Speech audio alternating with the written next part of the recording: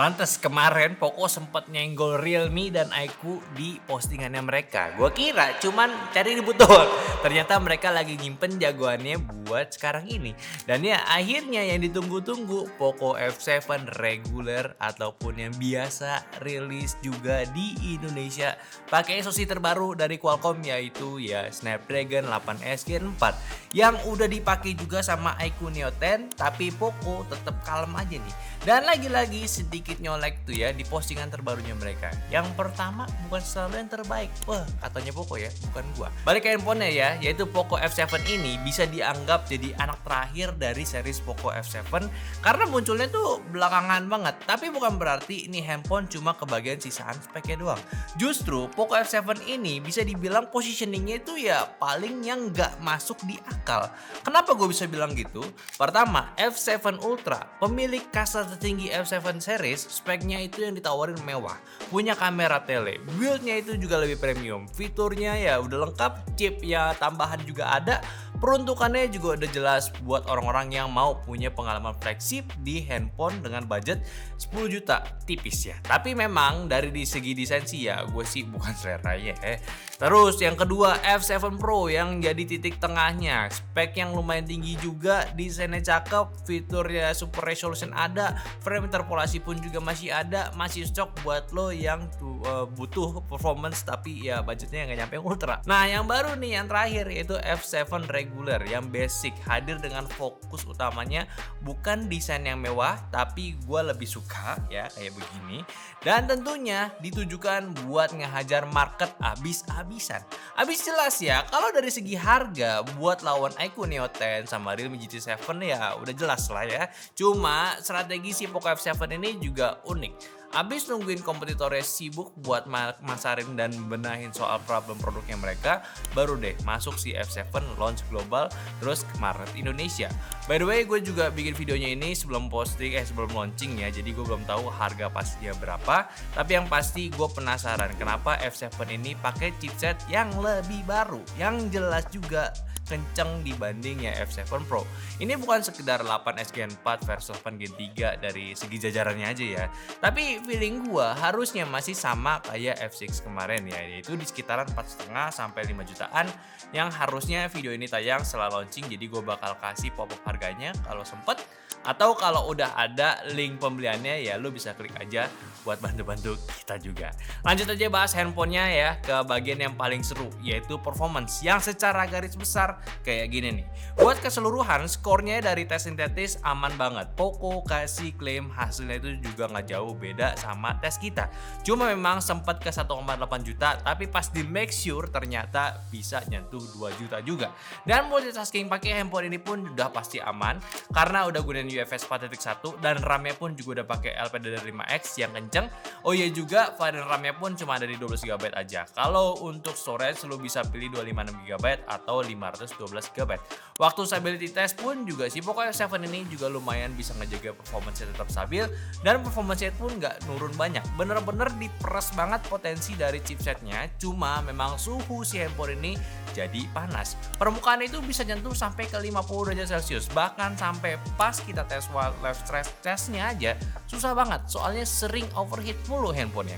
Jadi ketara banget ya, handphone itu memang didesain sedemikian rupa untuk dihajar habis-habisan performance-nya. Mungkin Poco tuh bilang kayak, throttling itu apa bos?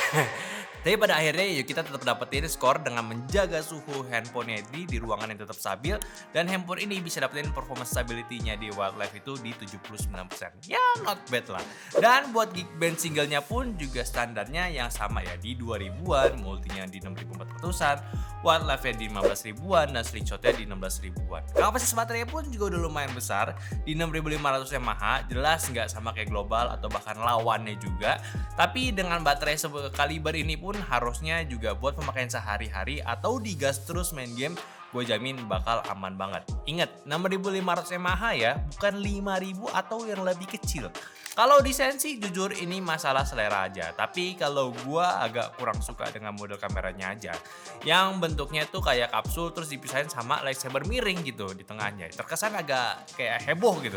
Tapi ya itu balik lagi ke preferensi. Tapi tambahan juga, walaupun gua nggak begitu suka sama desain ini, tapi ini jauh lebih mending dibanding varian ultranya dan juga pro. Paham? Maksudnya ngerti kan deh? Tapi handphone ini sendiri punya 3 varian warna ya. Dari yang kali ini gue review dengan desainnya mecha futuristik gitu kayak warna hitam dan silver yang dipadukan dengan aksen merah dari logo Snapdragon-nya. Nonjolin banget gitu kesan HP high performance-nya. Dan gue sempat ngira juga mungkin aja nih si Snapdragon chip in ke desainnya yang jadinya mungkin aja nih Poco bisa beli murah chipsetnya.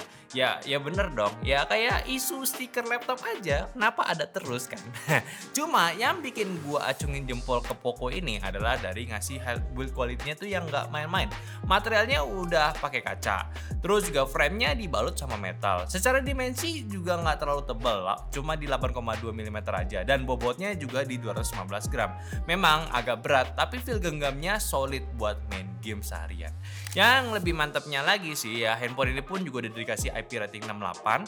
Jadi nggak perlu khawatir kalau kehujanan, celup air, atau kemasukan debu. Asal jangan dicobain langsung aja. Nyari gara-gara itu mah namanya. Cuma dengan harga yang lebih murah dibanding kompetitornya, pasti ada hal yang kena pangkas, yaitu ada di bagian speakernya. Stereonya itu kayak masih kurang balance lah powernya. Padahal sebelumnya tuh gue nggak ngerasa kayak gitu. Tapi setidaknya ya isu speaker mono itu nggak ada kok ya. Hal ini memang sangat disayangkan banget buat si F7, soalnya kalau nggak dipangkas bagian ini aja, fix ini bakal gacor banget si handphonenya. Sisanya paling ya pakai dual nano SIM card dan nggak ada untuk slot tambahan storage, nggak ada audio jack, tapi untungnya fingerprintnya itu udah pakai optical sensor. Jadi scanningnya bakal lebih cepat. Dan buat layar, dia pakai AMOLED 6,83 inci dengan resolusi 1,5K juga di 120 Hz. Dengan brightness peaknya itu 3200 nits dan HBM-nya itu di 1800 nits. Dan buat pemakaian di dalam ruangan udah jelas nyaman, udah nggak ada masalah lah. Kalau buat levelnya Poco jelas aja dari M seriesnya aja udah bagus gitu kasta layarnya. Masa yang ini enggak kan? Ya at the end lah ya, gue bisa jamin ya dari kebanyakan kalian yang nonton, gue tanya mending handphone ini atau versi yang atasnya.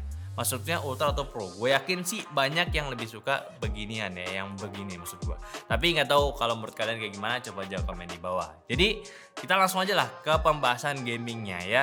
Tapi sebelum itu gue kasih disclaimer juga, semua hasil tes di ruangan kurang lebih di 27 derajat dengan wifi juga, dan kita juga pakai plugin game boosternya dari Xiaomi. Ada yang menarik nih di pluginnya, jadi ya mending lu simak aja. By the way, setiap ngetes kita jarakin juga dari panasnya ke adem dulu, baru kita tes lagi bisa nggak performance-nya nyamain si series yang lainnya.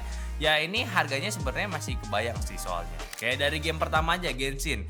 Di settingan highest 60 fps, main 30 menit makan 11% baterai. Maksimum suhunya itu yang depannya 44 dan belakangnya di 43 derajat Celcius. Ataupun di mode lain yaitu Genshin dengan interpolasi, settingan sama dan main selama 30 menit makan 16 baterai. Suhu tertingginya itu bisa nyentuh di 45 derajat dan belakangnya di 44 derajat. Dan yang terakhir di Genshin dengan mode enhanced graphic, di settingan yang sama bermain selama 30 menit makan 16% baterai dan suhunya itu bisa mencapai 47 derajat Celcius dan belakangnya di 46 derajat Celcius. Nah, walaupun gue main ini cuma buat cari sampel doang, tapi performance yang dikasih sejalan dengan panasnya sih. Jadinya ya udah gitu, nggak kena limitasi, asik bener sebenarnya. Belum lagi khusus Genshin nih ada fitur plugin tambahan kayak enhanced graphic dan interpolasi gitu. Ini spesial ya karena ini seri yang standarnya di Poco F7 series, bukan yang Pro ataupun Ultra. Langsung gue cobain dan ternyata ketara banget bedanya kalau nggak make. Misalkan lu enhanced graphic nih, lu bakal dapat gambar yang lebih tajam. Walaupun sekilas kelihatannya ya dikit banget perbedaannya. Di detailing di bagian mata dan sekitar pakaian aja gitu di karakternya. Tapi yang jelas dari segi resolusinya itu dia naik ya dari yang defaultnya. Dan kalau secara penggunaan sih, waktu gua tes refresh bakal ngebuat suhunya itu dan power consumption-nya itu juga bakal naik. Gameplaynya pun juga akan lumayan sedikit fluktuatif FPS-nya, tapi itu pun cuma 4 kali momen doang selama gue main 30 menitan. Dan kalau lo pakai fitur interpolasinya, FPS-nya itu bisa langsung di boost hingga 120 FPS. Dan secara gameplay pun gue ngerasa jauh lebih smooth dari pergerakannya. Buat di 15 menit awal FPS-nya itu bakal tetap stabil 120 FPS, 110 FPS, tapi seiring gameplaynya dan juga suhunya mulai naik di 45 derajat dan ngebikin FPS-nya itu jadi mulai turun ke 90-an. Tapi setelah itu bakal balik lagi nge-push ke 120 FPS. Ya secara fitur gaming sih ini emang agak sedikit kecipratan ya dari seri atasnya alias ultranya alias HP 10 jutaannya Poco kemarin. Tapi feel-nya sama kayak F7 Pro yang terkesan kena limit. Tapi ingat ya, ini limit bukan pas mode standarnya, namun waktu nyalain fitur 120 FPS-nya aja.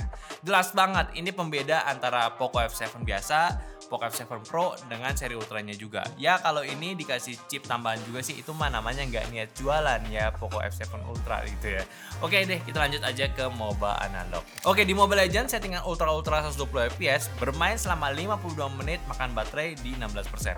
Suhu tertingginya itu cuma di 40 derajat Celcius aja. Ini gue udah main 2 kali rank ya. Di momen team fight kagak ada berasa stuttering ataupun FPS drop tipis aja. Kayak dropnya tuh gak berasa lah hitungannya. Satu hal lagi yang plugin buat ningkatin sensitivitas touch-nya pun juga cukup ngebantu. Ini udah up to 500 Hz touch sampling rate-nya. Bahkan terkadang di 1000 Hz ya. Tapi ya gak usah dihitung lah, namanya juga paling sesekali doang. Kalau lo ingat, ini masih lebih cepet ya dari kompetitornya alias si Neo yang masih di 360 Hz. Ya walaupun tetap 360 itu kenceng juga, tapi Poco mau maksimalin kinerja ini handphone. Yang ngegelonya lagi, ini cakep sih dan gak berasa ada miss touch-nya juga. Tapi pertanyaannya, mampukah handphone ini main game tembak-tembakan? Soalnya speakernya kan agak wow nih. Nah, langsung aja di game Delta Force nih, settingan smooth 120 FPS, main selama 35 menit, makan baterai di 9% dan suhu tertingginya itu di 42 derajat Celcius. Nah, main game Delta Force surprisingly lebih adem dari kompetitornya alias Neo lagi ya. Ya udahlah ya, nggak usah dihalus-halusin lah. Emang siapa lagi gitu yang pakai 8S Gen 4 kan nggak ada. Tapi tetap masih kena limitasi. Kalau lo cek aja sebenarnya ini sih masih suka turun di 90 FPS. Tapi naik lagi, terus turun lagi. Ya ini dia karena mesinnya itu mencoba mendinginkan si handphonenya jadi kayak begini. Apakah jelek? Ya menurut gue sih enggak juga, enggak sama sekali malah. Ya lagi-lagi harus kita ingetin 90 FPS itu masih lebih baik, bahkan jauh lebih baik dari 60 FPS alias handphone kebanyakan. Masih kenceng dan terhitung masih anget ya, jadinya ya apalagi yang kurang. Nah, FPS-nya juga lebih tinggi, itu jatuhnya pun cheat legal loh.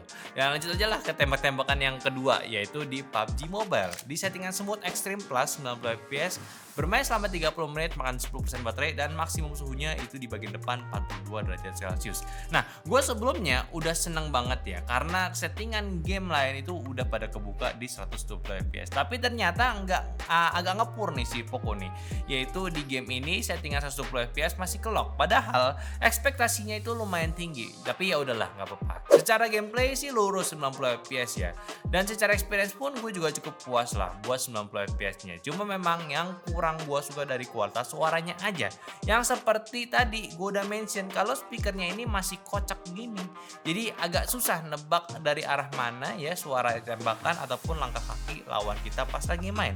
Lagi-lagi ini sangat disayangkan banget soal speakernya, kayak aduh ya, bukan mono sih memang, tapi ini stereo, tapi kayak orang yang lagi bindeng aja gitu. Satu kirinya agak kurang, yang kanannya lebih kenceng, kayak why gitu loh Poco. Ya secara overall sih ya kalau buat performance gaming nih ya, gue cuma bisa bilang nih sebenarnya handphone udah gila banget kelasnya ya. Poco tuh kayak nekat ngasih full power tanpa ditahan-tahan lagi. Gak kayak beberapa brand lain yang masih ngerem performance-nya buat alasan positioning brand. Dan ya walaupun dia nggak punya chip tambahan, tapi Poco ini baik sih menurut gue. Bisa ngasih dia plug-in tambahan buat Genshin yang bikin pengalaman bermain jadi lebih mantap. Ya tapi ini juga limitasi sebenarnya, lu nggak bisa pakai untuk di game lain. Lagi pula ya, emang sih suhunya itu jadi lebih panas. Ini juga sama kayak Realme GT7 Pro yang kemarin kita pernah bahas juga, karena pada akhirnya satu chipset doang ya yang udah pasti ya bakal kurang maksimal.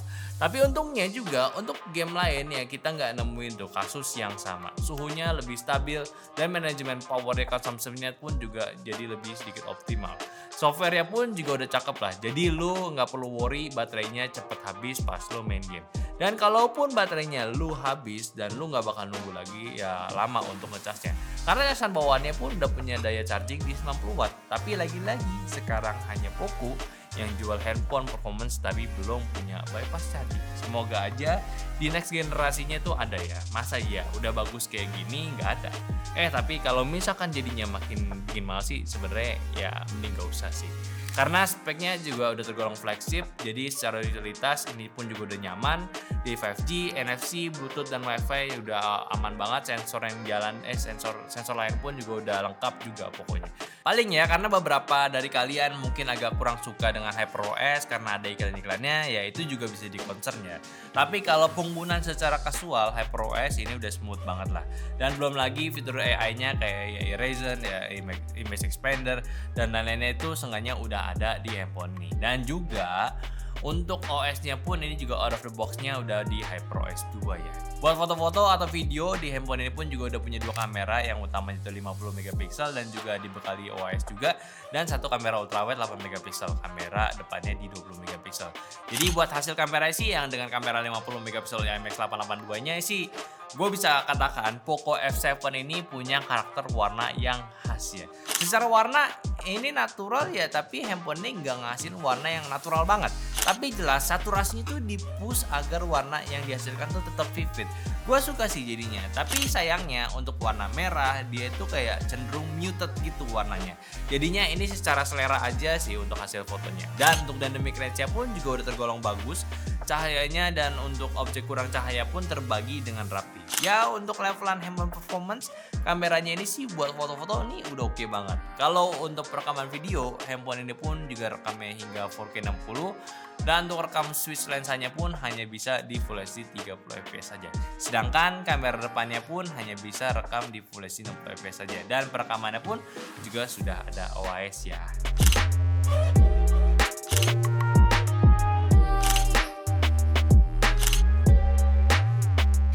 Iya.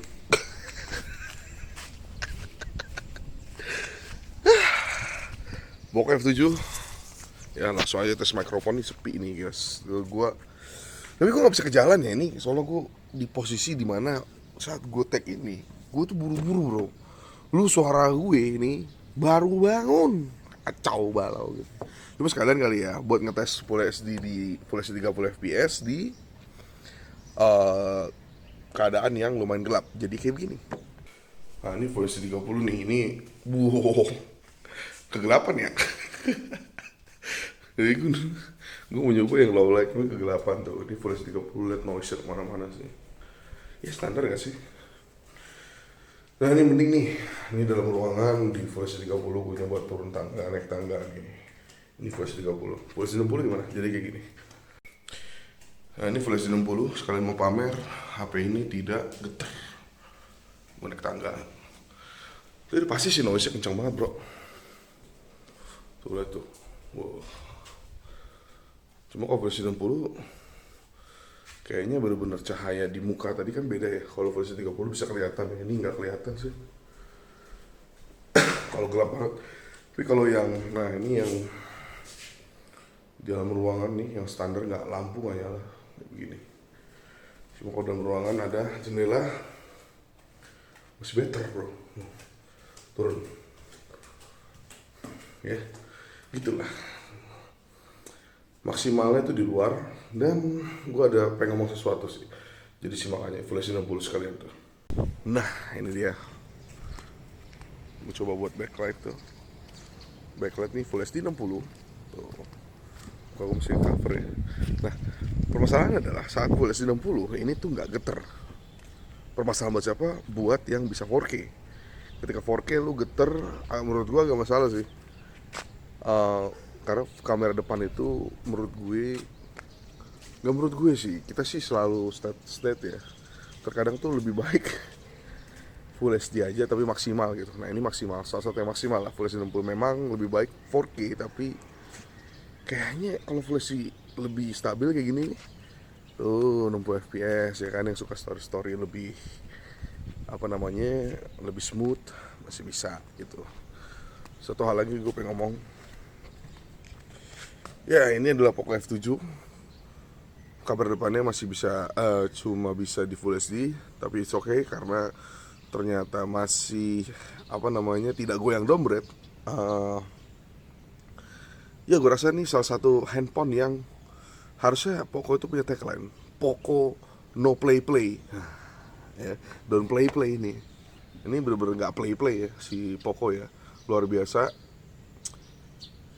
Ya walaupun banyak sih kayak hal-hal minor nih kayak speaker, terus ternyata Genshin-nya ini belum terlalu di beberapa tech reviewer seingat gua terasa belum optimal gitu, cuman masih bisa 60 panas tapi kenceng. Ya tau lah ya. Tapi kira gimana menurut lo pada nih? Mendingan bisa 4K tapi getar, atau Full HD tapi stabil kayak begini dan ada 60 fps nya gitu ya. Kalau pakai nih biar smooth tuh, kan biar smooth katanya bikin videonya kan. Ya, ini lumayan juga sih ya. Ya udahlah ya, mau bacot, mending balik ke studio. Jadi lu udah bisa lihat sendiri kan Poco F7 ini kayak gimana. Performance sama si fitur-fitur yang ditawarin sih menurut gue udah worth it ya. Bahkan worth it banget sih di kelasnya. Jelas lah ya, harga buat 8S Gen 4 ini udah bener-bener bisa hancurin lagi ya pasarnya tuh sama handphone ini. Kayak murah banget. Yang bikin gue salut, Poco tuh bener-bener all out buat kasih experience performance mentah, maksudnya performance raw-nya gitu tanpa ditahan-tahan. Gak kayak beberapa brand lain yang masih mikir positioning. Walaupun dia agak datangnya telat ya, maksud gue belakangan, justru strategi itu ya jadi advantage-nya karena mereka bisa datang dengan kondisi software yang jauh lebih matang. Cuma memang gue agak kecewa dikit aja sih, kayak bagian audionya itu ya kenapa jadi begini. Emang bukan sebuah deal breaker juga lah kalau soal begini ya. Paling ya note aja buat teman-teman yang mainnya game FPS ya. Itu doang sebenarnya. Sisanya sih ya di harga yang kayak gini, jelas Poco itu bisa ngebunuh brand handphone lain dengan level chipset yang sama ya. Walaupun jelas perbedaan tiap masing-masing handphone itu tetap ada. Tapi ya Poco tau lah cara main pasar kaum bening-bening itu kayak chipset kenceng, harga murah, ya murah-murah semurahnya lah. Udah toh itu formula yang dipakai Poco di tiap lininya mereka. Gua sih senang ya adanya kayak begini, kayak kasih harapan walaupun ujung-ujungnya tengkulak lagi yang hajar produk beginian ya. Dan yang terakhir juga sebelum gua lanjutin kesimpulan ke soal handphone ini, gua mau tahu sih, jadi positioning Poco F7 dan Poco F7 Pro itu kayak gimana gitu. Ini kalau ngomongin soal raw performance sih kayaknya udah 11-12 lah. Kayak mending Poco F7 aja gak sih? Ya dan Snapdragon 8S Gen 4 di Poco F7 ini pun juga tanpa chip tambahan kayak seri atasnya, tapi tetap bisa maksimalin gitu kemampuan gamingnya. Bahkan tetap diadain plugin kayak interpolasi di Genshin dan enhance grafik juga gitu. Itu sih kayak udah bukti kalau handphone ini gak sekedar spek di atas kertas doang, tapi juga bisa kasih real experience yang mantap. Terus juga menurut gua dari kameranya pun dapat nilai plus juga karena bisa kasih karakter warna yang lebih shareable juga dengan dynamic range yang masih cukup oke. Jadi si Poco F7 ini sih sebenarnya gue bisa katakan udah termasuk handphone yang rekomen banget gitu. Walaupun juga untuk dari segi baterai yang nggak sama kayak globalnya, tapi ya udahlah, 6500 mAh dengan pencasan 90 watt ini masih besar kapasitasnya. Titik lah intinya. Kalau lu ngerasa ini masih kurang, ya gue sih bingung sih. Lu mau pakai buat apa lagi kan sehariannya. Intinya pembeliannya juga udah ada di bawah. Gue bakal taruh di YouTube Shopping. Jadi jangan sampai lu lewatkan handphone satu ini kalau lu udah punya duit ya. Ya udah, mungkin aja pembahasan gue dari Poco F7 ya. Silakan kalian bersukaria karena Poco is back, the king, budget king is back ya.